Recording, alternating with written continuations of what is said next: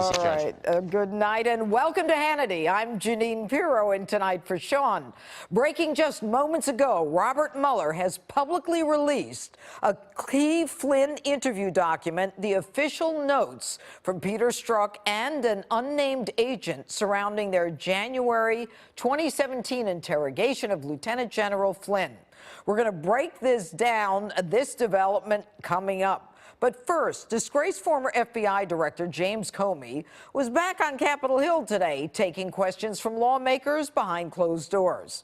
While we don't know exactly what went on inside the hearing, we do know that Comey was pretty rattled during a subsequent press conference where he chastised President Trump, Republican lawmakers, and even Fox News. Take a look. So another day of Hillary Clinton's emails and the Steele dossier. This while the President of the United States is lying about the FBI, attacking the FBI, and attacking the rule of law in this country. Republicans used to understand that the actions of a president matter, the words of a president matter, the rule of law matters, and the truth matters. Where are those Republicans today? At some point, someone has to stand up, and in the face of fear of Fox News, fear of their base, fear of mean tweets, stand up for the values of this country. Director Comey, the FBI's reputation has taken a big hit over the last year. Do you share any of the responsibility for that? No. The FBI's reputation has taken a big hit because the President of the United States, with his acolytes, has lied about it constantly. Joining us now with more on what went on during Comey's trip to the Hill is Catherine Herridge. Catherine? Judge Jeanine, after the nearly 6-hour session, the former FBI Director James Comey talked to reporters, and he took none of the blame for damage to the FBI's credibility.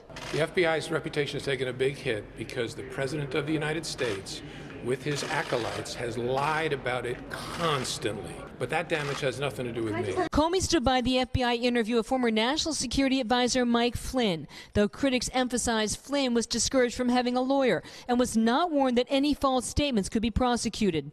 Comey also declined to answer Fox's questions about whether he mishandled classified information when he shared with his lawyers memos documenting his conversations with the president. I'm not going to talk about it one way or another. Go ahead. Heading into the nearly 6-hour session behind closed doors, House Republicans focused on Flynn. For him, it's all about Jim Comey. You can just go to last week where he said he got away with not following the rules when they interviewed Mike Flynn. Late Friday, the FBI releases heavily redacted memo used by Comey to brief incoming President Trump about the anti-Trump dossier the DNC and Clinton campaign funded opposition research. The FBI memo described them as, quote, private clients. I think the knowledge of when the FBI and specifically Director Comey became aware of the involvement of the DNC, Perkins Coie, Fusion GPS as it relates to their hiring of Christopher Steele. He seemed to indicate the other day that he wasn't aware of that until he read reports long after he was gone. I find that very hard to substantiate based on other evidence. Democrats said the Republican-led investigation is not designed to find the facts, but to damage the special counsel. They seem to be wanting to play defense counsel for the president and want to do everything in their power to bring doubt regarding the Mueller investigation. The Republicans will continue to rake Jim Comey over the coals for as long as they can, and it appears to be at the direction of President Trump. The Comey transcript should be public within the next 24 hours, Judge. Catherine, thank you. And then this brings us to a new development surrounding Christopher Steele's dirty dossier, which we all know is the very document used by James Comey's FBI to prompt an investigation into all things Donald Trump. The Daily Caller recently found that even a Washington Post reporter admits that the dossier's contents are flat out unverified, still to this day. And, according to this reporter, not even the FBI or CIA believe its key findings. Watch this. The thing that people, I think, remember the most vividly about the The dossier is, the idea that there's a tape somewhere, some compromise of Trump consorting with prostitutes at the Ritz-Carlton and in Moscow. But we've seen no evidence. And it's not for lack of trying. I mean, there's other material in the dossier we literally spent weeks and months trying to run down. There's an assertion in there that Michael Cohen, Trump's lawyer, went to Prague to settle payments that were needed at the end of the campaign. We sent reporters through every hotel in Prague, through all over the place, just to try to figure out if he was ever there, and came away empty. And we've talked to sources at the FBI and the CIA and elsewhere. They don't believe that ever happened.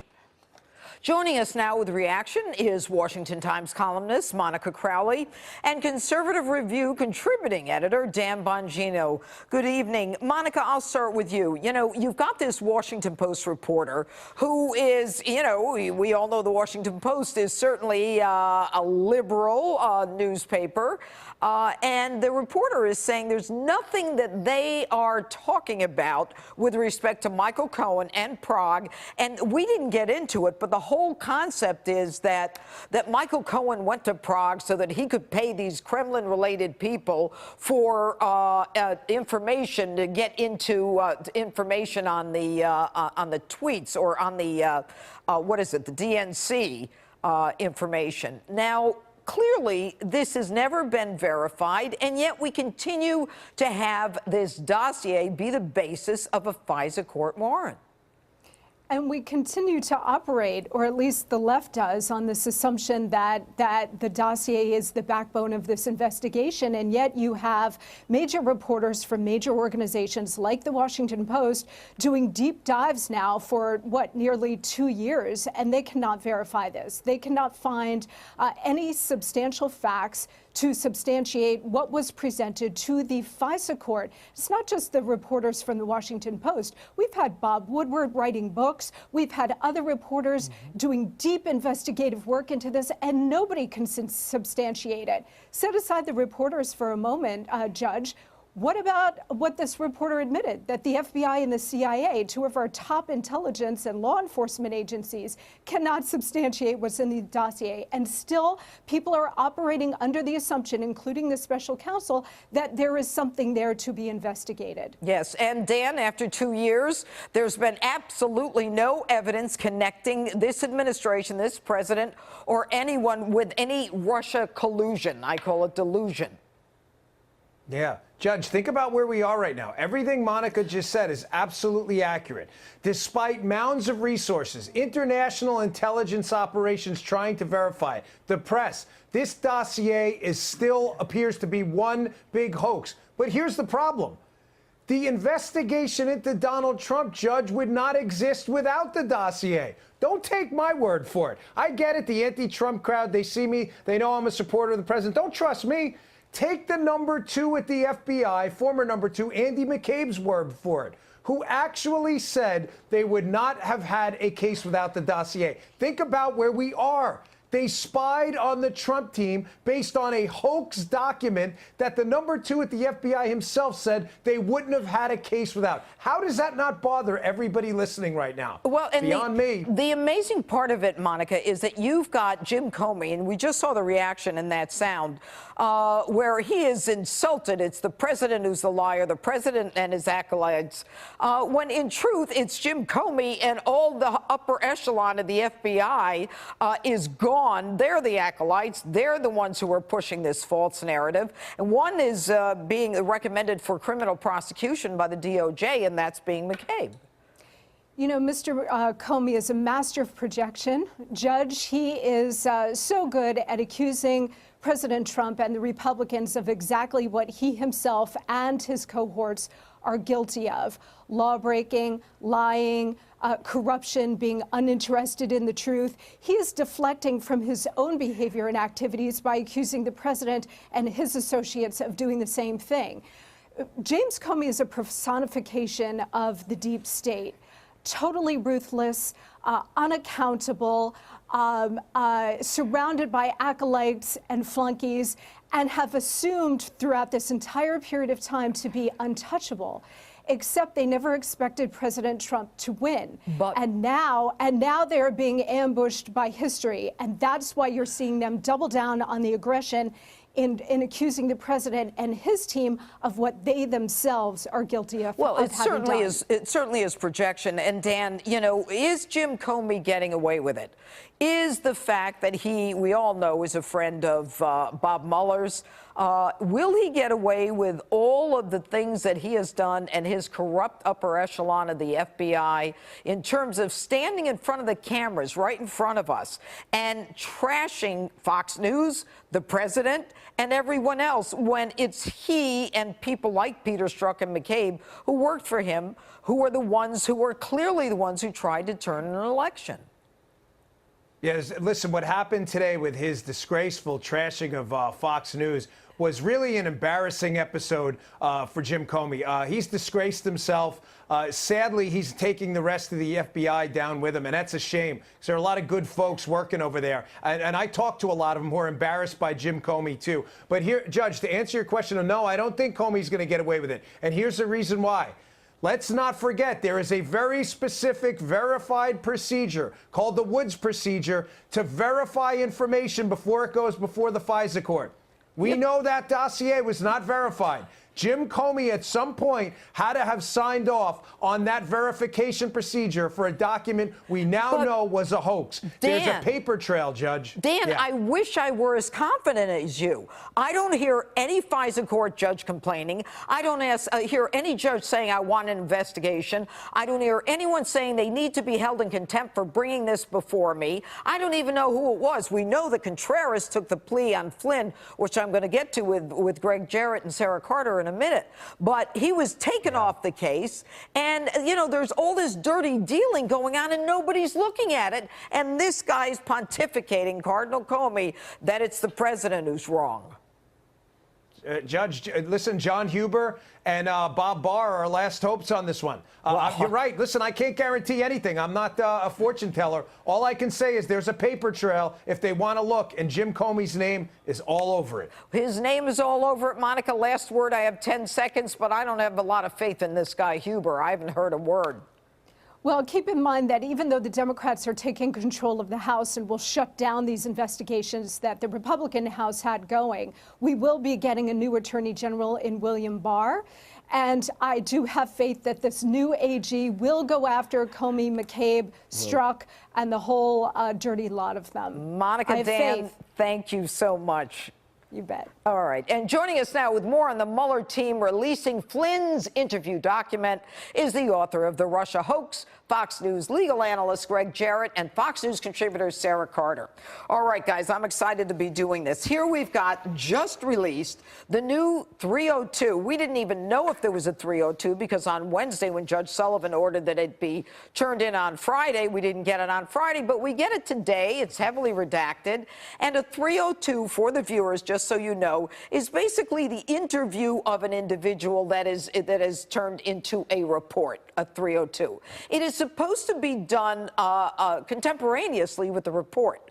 Now, what we have here is we now have a version of the January 24th interview of Michael Flynn, signed February, one version in May, and then we've got one version in August. Greg, which one do you believe? Well, I think you have to look at the very first one. Usually the first is the most authentic and honest. And it clearly states that these FBI agents who interviewed Michael Flynn determined that he was telling the truth, that he wasn't lying. But, you know, these prosecutors, Mueller's prosecutors, tried to pull a fast one on this federal judge, Emmett Sullivan. He was having none of it. Last Friday, they were supposed to hand over these documents. They deliberately hid the 302 from the judge. He noticed it, and he issued a minute order today saying, turn over that document. So that's a red flag for the judge. It puts him on alert. During tomorrow's hearing, he may say, why did you hide that document from me? Well, not only did they hide it, but they defied his order and didn't turn it in on Friday. Right. If you and I did that, we'd be in contempt. Well, definitely. Someone would be in contempt. And I'll go to you, Sarah. You know, when Mueller withholds the 302, which is the essence of the statement that Flynn made, which is the basis of his lying, or as the Feds see it. But as they see it, to be honest with you, they said he really wasn't lying. So what we have here is a judge who tomorrow has a decision to make. He can vacate the plea, or he can allow the sentence to go through, which the prosecution is recommending no time. Well, I think Judge Sullivan is not just going to sit back and allow Mueller and the special counsel to walk all over him. I think he's definitely going to make a statement. I also want to say, Judge Jeanine, that they didn't turn in the raw notes. That is the raw notes from the FBI agent, Joe Pienka, who was the other agent who interviewed Flynn. And that's extremely important because a lot of times, and I was talking to Sidney Powell about this, a lot of times the raw material, those raw notes, are drastically different from the 302s. So the judge is going to want to compare the raw notes of the FBI agents with these 302s. And remember, 302s should be done within 5 days. Why were these 302s, well, there's 3 of them, why were they done consecutively and so far apart? And I'll give you an example of how it's supposed to be done. Hillary Clinton was interviewed on July 2nd of 2016. Her 302 was done that day. Now we have 3 302s that they tried to hide from the judge, that they redacted heavily, and we don't know which one is the accurate one. And there's something that stinks in River City. And this judge knows it, and he has deep experience with prosecutors who lie, deceive, hide exculpatory evidence, and phony up false evidence. It happened in the Ted Stevens case. Right. This judge was presiding. So, you know, look, these are prosecutors who don't care about justice and the truth. Mueller's team only cares about getting Trump and winning their cases. But this judge cares about justice. And he may turn to the prosecutors tomorrow and say, wait a minute. Look at this 302. Why did you charge a guy with lying when you don't think he was lying? Not only that, the judge has the authority to vacate the plea. He has the authority to dismiss in the interest of justice. But what's interesting is that Flynn did not make any of these motions. The judge will have to do it sua sponte on his own. Will he? And notice the judge said, he said, don't turn this over to the defense. Turn it over to me. Right. I want to see these documents. And the judge may actually turn to Michael Flynn and said, what happened here? If you didn't lie, and the only 2 witnesses said you didn't lie, were you coerced and forced? Did Mueller and his team threaten your son? Did he cause you to essentially go bankrupt and broke? Is that why you pled? But in addition to that, what he can say is, he can say, you know, you intentionally dissuaded him from bringing an attorney. And although this is not a custodial interrogation, which would require Miranda rights, there is a nuance here. And the nuance is when they say you don't need a lawyer, and when they try to talk you out of it, Sarah, aren't they in as bad a place as if they didn't Mirandize at all? Absolutely, they are. And if you look at the 302 itself, the lie is right up at the top of this 302 because they said they notified him of the nature of this interview. And that is inaccurate. They never notified him of the nature of this interview because they asked him not to bring an attorney. And they were looking at him for possible criminal purposes. They were trying, in a sense, to entrap him because they already knew what the conversation was that he had with Ambassador Kislyak, and they were going to him. So I think the judge is going to be looking at all of this. And remember one thing, Judge Jeanine, that there's another FBI agent here. Everybody has talked about Peter Strzok.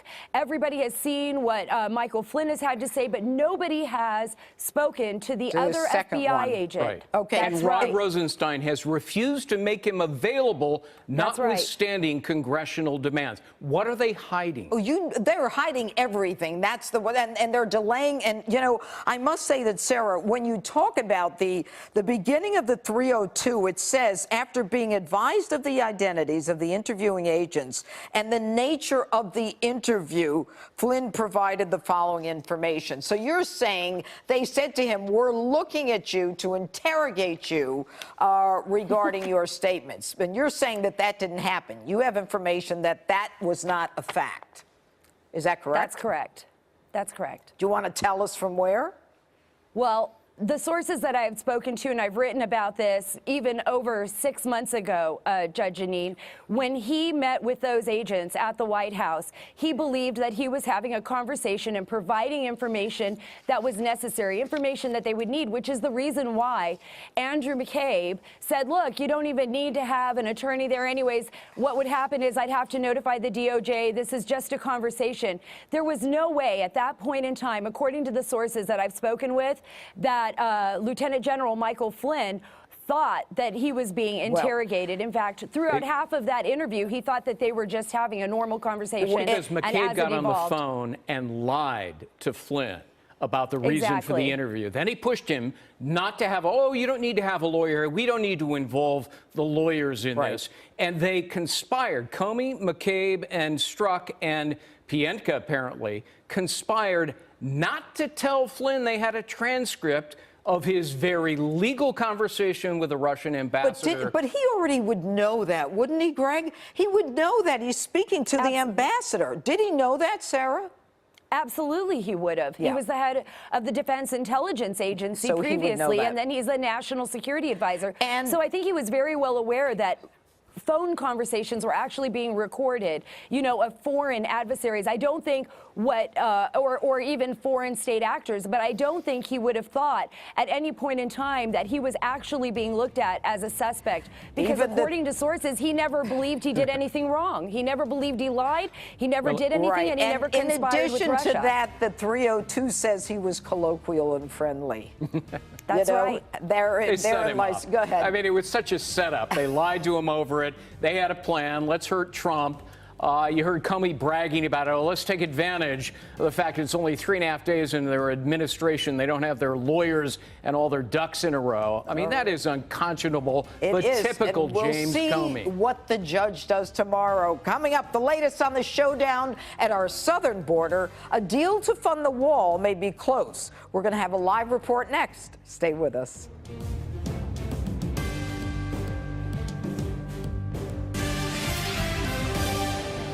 Welcome back to Hannity. Congress faces a midnight Friday deadline to avoid a partial government shutdown.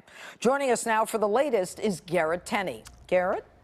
Well, Judge, tonight the White House is suggesting it may be able to strike a deal with Democrats to keep the government open. A number of plans are being discussed, and at this point there's still no specific proposal. But as these negotiations continue, it's starting to look like the White House may be softening its hard line on $5 billion for the border wall. A source with knowledge of the negotiations tells Fox News that one proposal is for a continuing resolution, which would keep the government funded through next year and provide $1.6 billion for border security and about 65 miles of fencing through the Rio Grande section of the southern border. Democratic leaders have already said that they'd be open to such a proposal, but the $1.6 billion is still far less than the $5 billion the president's looking for. Earlier today, he stressed the need for a physical wall, tweeting, anytime you hear a Democrat saying that you can have good border security without a wall, write them off as just another politician following the party line. Time for us to save billions of dollars a year and have at the same time far greater safety and control.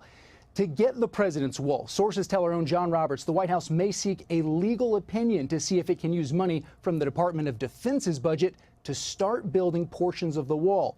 Again, though, we're told this is just one of many proposals being discussed and worked out, but it is another indication that if the president wants a deal this week to avoid a shutdown, it's likely going to be for far less than the $5 billion that he wants. If a shutdown does drag on into the new year, several senior Republicans also today pointed out to us that negotiations will likely only get tougher once Democrats take control of the House. Judge? All right, Garrett, thanks so much. And joining us now with reaction is syndicated columnist and author Michelle Malkin, along with GOPAC chairman David Avella.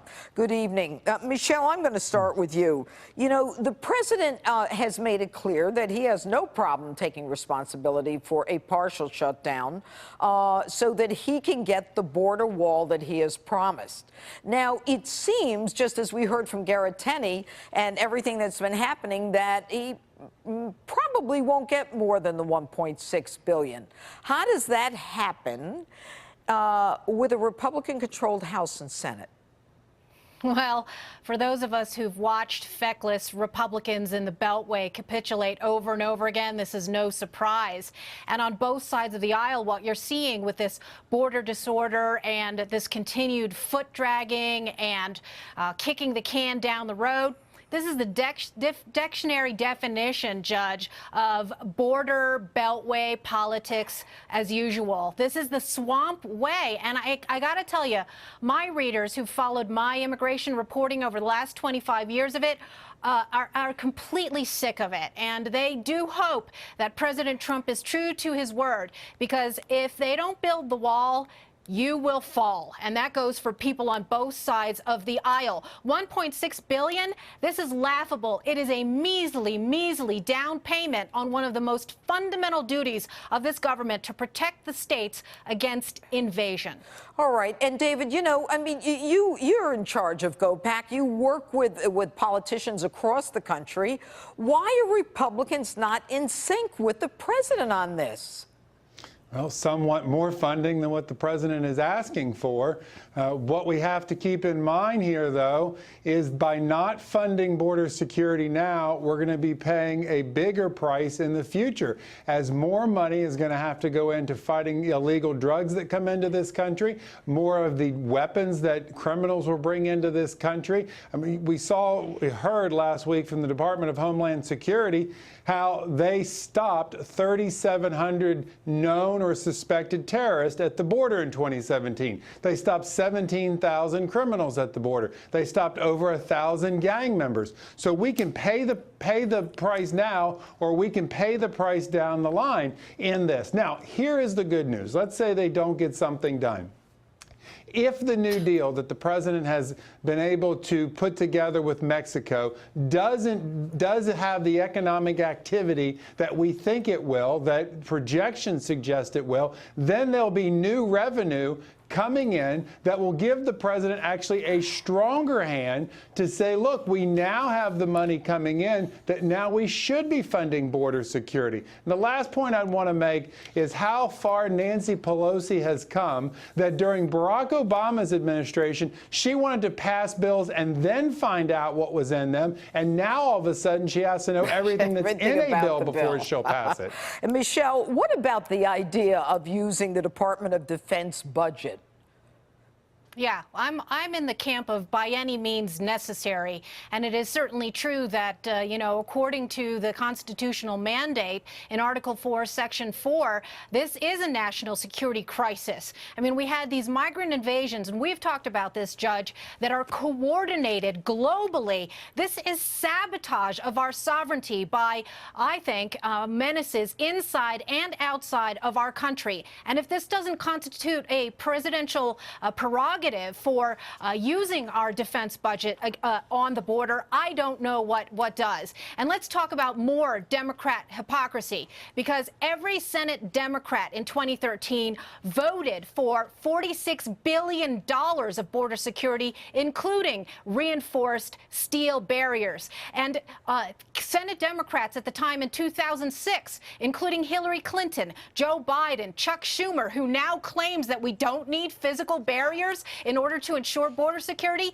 all voted for the Secure Fence Act, which included 30 feet steel bollard fences and walls. Right. The idea that we don't need physical barriers at a time when countries around the world can't erect them fast enough, it's laughable, and they need to be called out. All right. And David Avella, just quickly, how much do you think the most the president's going to get? Hopefully he's going to get $5 billion, but it may not come till 2019. All right. Thanks, guys. And up next, we might be headed for yet another Supreme Court showdown over Obamacare. We'll explain as Hannity continues.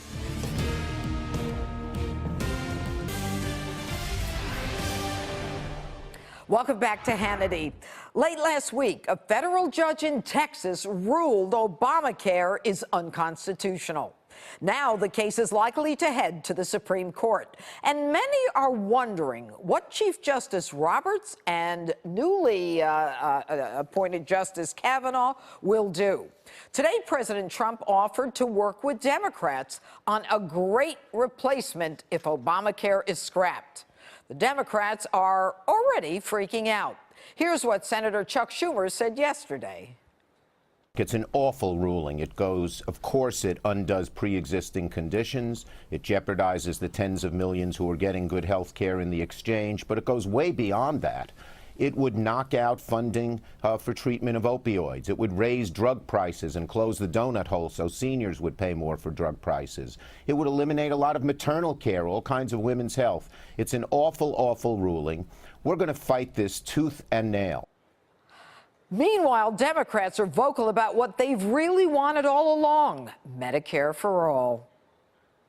Former Attorney General Eric Holder says it's time now to move to some version of Medicare for all and end this nonsense. That was his reaction to Friday's ruling. Do you agree with him? We need universal health care, and there are many ways to get there. That is one of them. You become president, you're sworn in, you have a Democratic House and Senate. The first bill, the first big domestic policy legislation you move is? Healthcare. Healthcare. Specifically? Well, I believe that we need Medicare for all. I believe that we need to recoup the millions of people that have already lost. So Medicare for all, first thing out of the box, is in the Castro administration.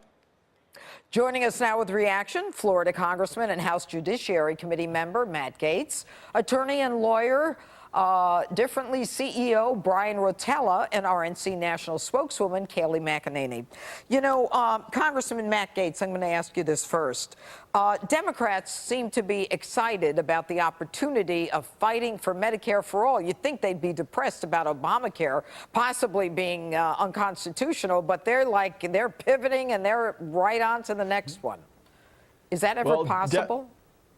Democrats were happy with Obamacare, but now it seems that they won't be satisfied until they have a complete government takeover of health care. There are Americans watching tonight who've seen their premiums rise. They've seen their deductibles become unaffordable. And at their jobs, they haven't seen the same career opportunities because Obamacare has been a wet blanket over our economy. So now, with this ruling, it's my expectation that our Chief Justice will have a second opportunity to do the right thing and rule Obamacare unconstitutional. You'll remember, Judge, that his basis initially for writing an opinion to uphold the law was that it was a tax. Well, now that we've repealed that tax, the foundation for Obamacare is crumbling, and that means we might be able to actually start on health care worthy of the great people in this country. You know, Brian Rotella, I want to talk to you about what, since the congressman brought it up, how you think this vote is going to go in the Supreme Court and what you think of the Texas judge's decision overturning Obamacare.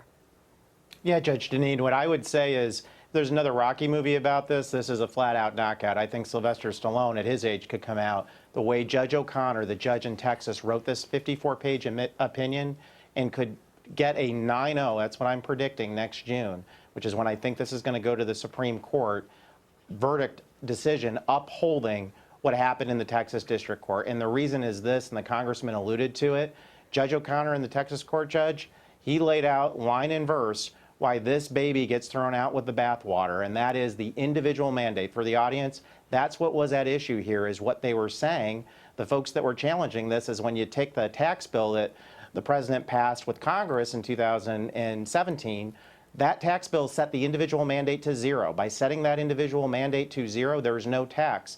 Justice Roberts said that it was constitutional because it went to the ability to tax. Right. If we have no tax, it's not constitutional. the whole bill goes away. What we have to think about is what happens when the Supreme Court upholds this. Where does our healthcare economy go from there? And, you know, it's all about severability. I mean, you know, once that individual mandate, the tax piece is gone, then the whole thing apparently fails, if the judge's thinking is upheld.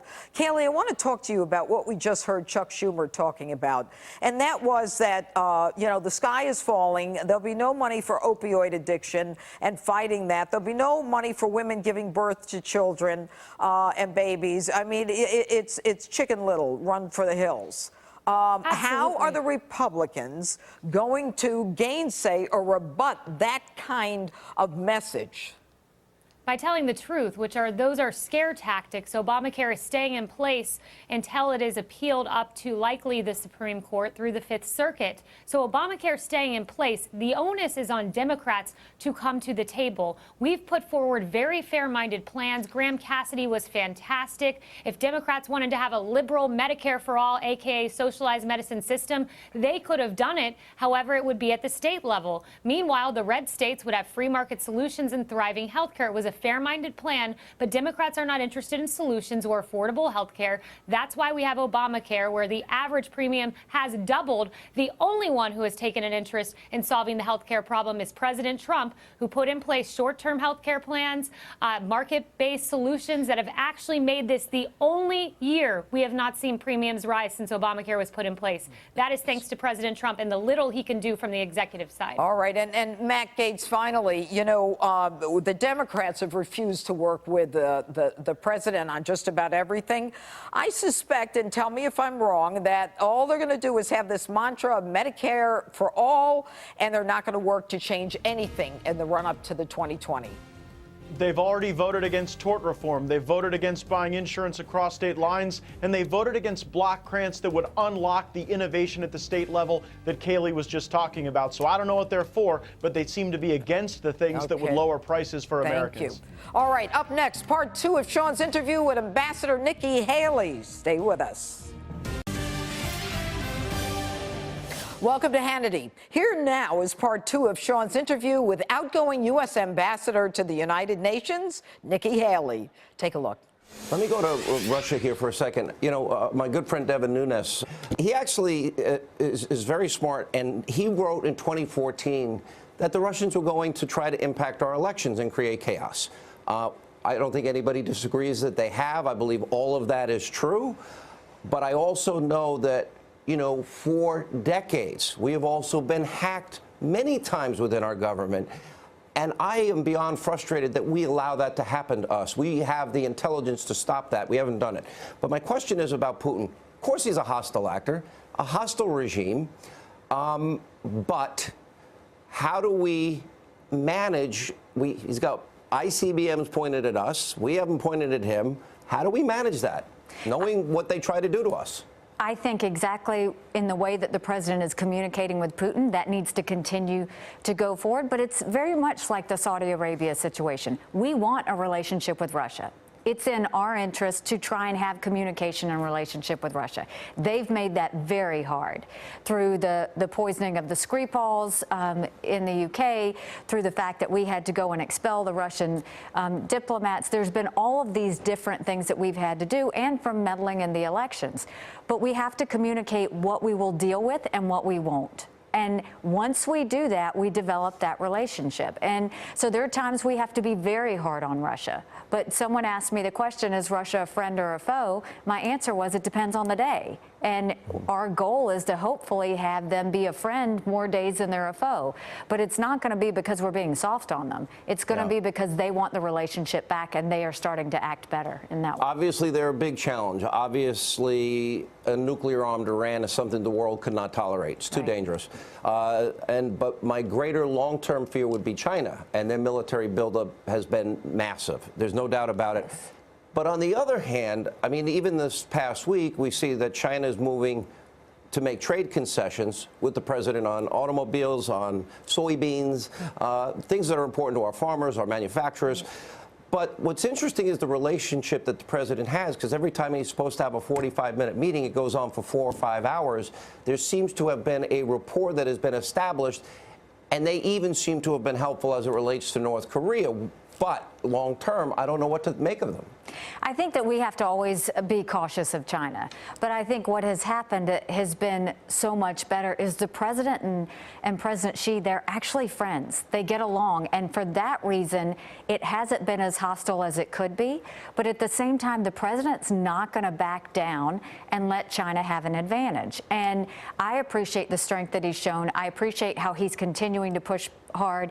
It's what we need from America. They need to know that they can't steal our intellectual property. They need to know that they can't have unfair trade practices, and they need to know that we're watching them. And I think, you know, whether it's cyber or anything else, China is definitely a country to watch, and it's definitely a country that we have to decide what that relationship's going to look like. But I'll tell you, we're in a good place because at least the president has a communication with President Xi, and he has used it to express good things and bad things. Yeah. These are very consequential times as it relates to foreign policy issues. I think Mike Pompeo's been a rock star. Yes. I think you have had an incredible run here for yourself. And I only see a lot of progress that we didn't have. We reversed a lot of the perceptions, as you mentioned earlier. So I've known you a long time.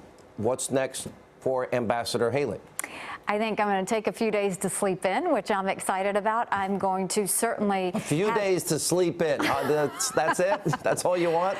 You know, I'm always going to have a voice. I'm always going to want to be involved in policy. I'm certainly going to support President Trump's reelection and kind of see where my feet fall. It's been 8 years of public service for me, 7 days a week, 24 hours a day. So I look forward to seeing what my options are. Okay, but now the real question. Have you given thought about running for president? Your name is mentioned quite often. I have not. And I know a lot of people talk about it, and I appreciate that. But the one thing I've always done is focus on doing my job and doing it well. And I wanted to serve the president and the American people with the best of my ability. I have done that and will do that up until December 31st. But it's not something my husband and I have talked about. It's not anything that we're thinking, just because I think that, you know, you can't think too far in the future. You just have to make the best of today and prove what you're capable of, and then things fall into place after that. All right, Ambassador, great job on behalf of the country. We appreciate it. Thank you so much, and we'll see you soon. Thanks so much. Merry Christmas, John. Merry Christmas. Coming up, Trace Gallagher with a live report surrounding the former Green Beret who's being charged with murder for killing a suspected Taliban bomb maker. That's next. Don't go away.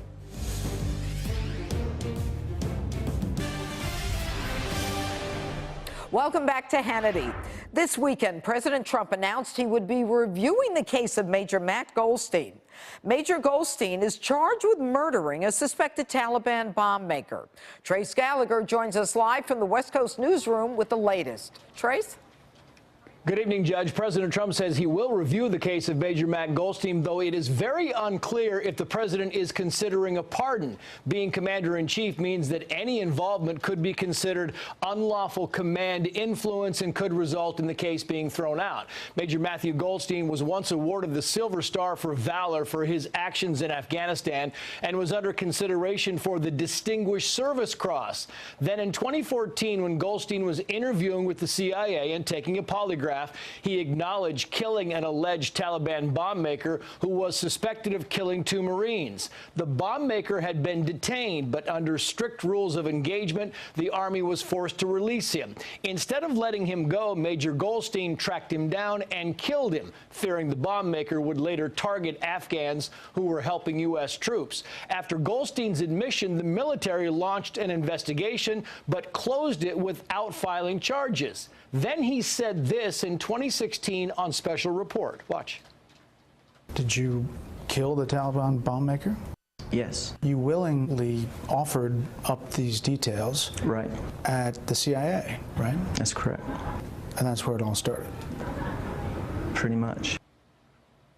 Partly because of those public comments, the Army has now reopened the investigation, and President Trump is supporting Goldstein, tweeting, quote, he could face the death penalty from our own government after he admitted to killing a terrorist bomb maker while overseas. The Pentagon calls this a law enforcement matter and says it will respect the integrity of the process. Judge. Trace, thank you. Unfortunately, that's all the time we have left this evening. The Christmas season is here, so if you're looking for the perfect gift, you can pick up a copy of my book, Liars, Leakers, and Liberals. As always, thank you. Thank you for being with us. I'll be back filling in for Sean tomorrow night. The Ingram angle is up next.